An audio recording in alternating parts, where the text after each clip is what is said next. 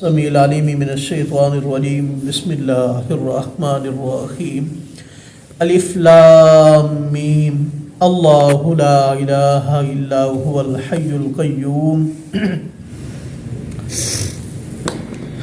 سورۃ البقرہ اور سورہ آل عمران کے بارے میں رسول اکرم صلی اللہ علیہ وسلم نے ارشاد فرمایا کہ قیامت والے دن یہ دونوں صائبان کی شکل میں آئیں گی، دو بادلوں کی صورت میں، دو پرندوں کے جھنڈ کی صورت میں آئیں گی۔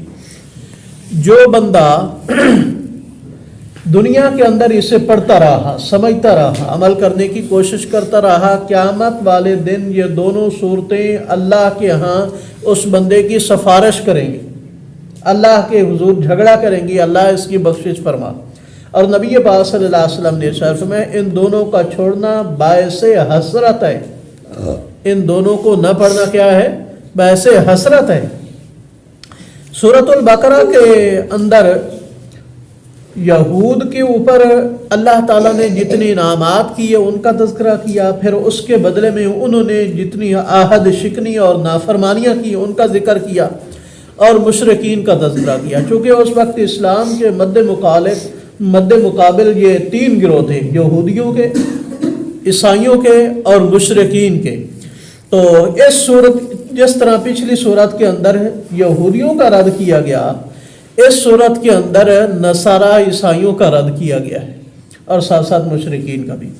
فرمایا اللہ لا الہ الا هو الحی القیوم، اللہ کے سوا کوئی عبادت کے لائق نہیں، الحی وہی زندہ ہے، زندہ رہے گا، القیوم اور سب کو قائم رکھنے والا ہے۔ عیسائیوں جو تم نے حضرت عیسیٰ بن مریم علیہ السلام کو اپنا معبود بنا رکھا ہے، وہ ان کے اوپر تو موت آنے والی ہے، اور وہ اپنے آپ کو خود قائم نہیں رکھ سکتے۔ تم بھی یہ جانتے ہو کہ یہودیوں نے انہیں سولی پر چڑھانے کی کوشش کی، اور کئی عیسائیوں کے نزدیک تو وہ سولی چڑھ گئے۔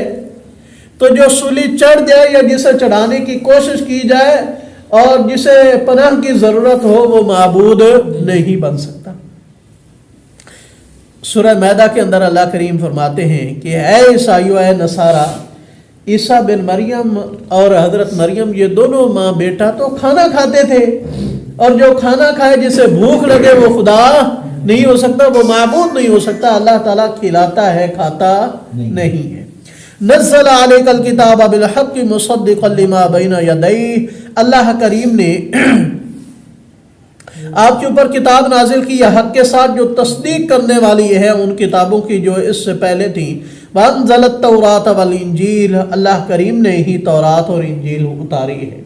قرآن پاک نازل کر کے اللہ تعالیٰ نے لوگوں کے وہ شکوک و شبہات ختم کر دیے جو یہودیوں نے تورات کے اندر تبدیلی کر کے لوگوں کے اندر اختلافات ڈال رکھے تھے، اور نصارہ نے انجیل کے اندر رد و بدل کر کے لوگوں کو شک و شبہ میں ڈال رکھا تھا۔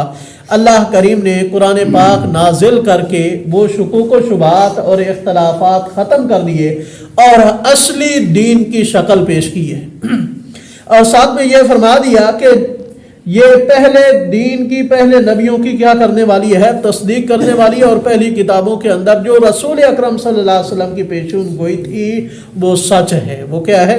سچ ہے۔ من قبل ھدی للناس وانزل الفرقان، اور جو موجودہ تورات انجیل ہے اس کے بارے میں نہیں فرمایا، جو اس وقت نازل ہوئی تھی اس کے بارے میں فرمایا۔ یہ تو لوگوں کی لکھی ہوئی ہے، ان کے اندر اگر جو باتیں قرآن و حدیث سے ملتی ہیں ان کو ہم مانیں گے، جو اس کے خلاف ہیں ان کو ہم نہیں مانیں گے۔ اس سے پہلے وہ کتابیں لوگوں کی ہدایت کے لیے تھی۔ وانزل الفرقان، اور اللہ کریم نے فرقان قرآن پاک نازل کیا جو حق اور باطل کے درمیان، سچ اور جھوٹ کے درمیان فرق کرنے والی کتاب ہے۔ ان الذین کفروا بآیات اللہ، بے شک وہ لوگ جنہوں نے انکار کیا اللہ کی آیتوں کا، لہم عذاب شدید، ان کے لیے سخت قسم کا عذاب ہے۔ واللہ عزیز ذو انتقام، اور اللہ تعالیٰ بہت قوت والا اور انتقام لینے والا ہے۔ وقتی طور پر اللہ کریم گناہ پر نہیں پکڑتے، اس کا یہ مطلب نہیں ہے کہ اللہ تعالیٰ ان سے انتقام نہیں لے سکتا۔ آگے سورہ مجادلہ میں پڑھیں گے، لوگ غلطیاں کر کے کہتے تھے کہ اگر اللہ ہم پر ناراض ہوتا نا تو ہمیں ہماری غلطی پر پکڑ لیتا، تو جو ہمیں نہیں پکڑ رہا نا تو اس کا مطلب یہ ہے کہ اللہ ہم سے ناراض ہے نہیں ہے. اللہ تعالیٰ نے اس کا جواب دیا یہ ضروری نہیں کہ ادھر ہی میں غلطی کے اوپر پکڑوں. فحسبہ جہنم، اس غلطی کرنے والے کے لیے اور اس کے اوپر ڈٹ جانے والے کے لیے دوزخ ہی کافی ہے.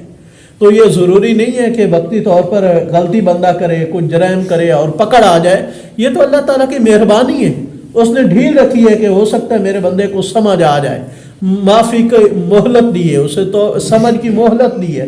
تو اللہ تعالیٰ آگے کہتے ہیں کہ میں طاقت والا بھی ہوں، انتقام لینے والا بھی ہوں، جو انکار کریں گے ان سے انتقام لوں گا. اللہ کریم ہمیں اپنے عذاب سے محفوظ رکھے.